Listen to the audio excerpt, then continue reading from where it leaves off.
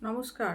আজকে বলবো, যদি আপনাদের নজর লেগে থাকে কিভাবে সেখান থেকে আপনারা মুক্তি পাবেন নজর লাগা থেকে।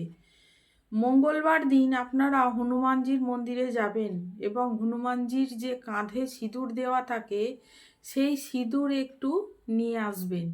নিয়ে এসে যে ব্যক্তিটার নজর লেগেছে তার কপালে ছুঁয়ে দেবেন বা একটা টিকা লাগিয়ে দেবেন, বা এমনি কপালে একটু ঠেকিয়ে রেখে দিলেন, সে হয়তো পড়তে চাইছে না।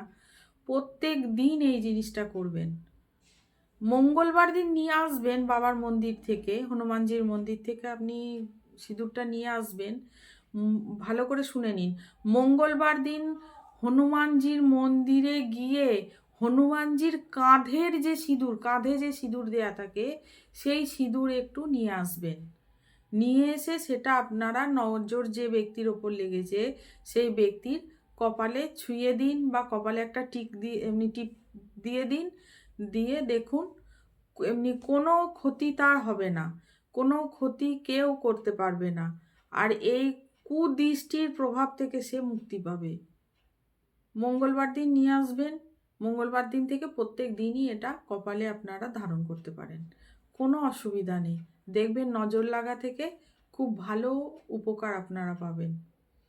আরও টিপস, আরও টোটকা যদি পেতে চান, অতি অবশ্যই এই চ্যানেলটাকে আপনারা সাবস্ক্রাইব করুন। আজ এই অবধি, ধন্যবাদ।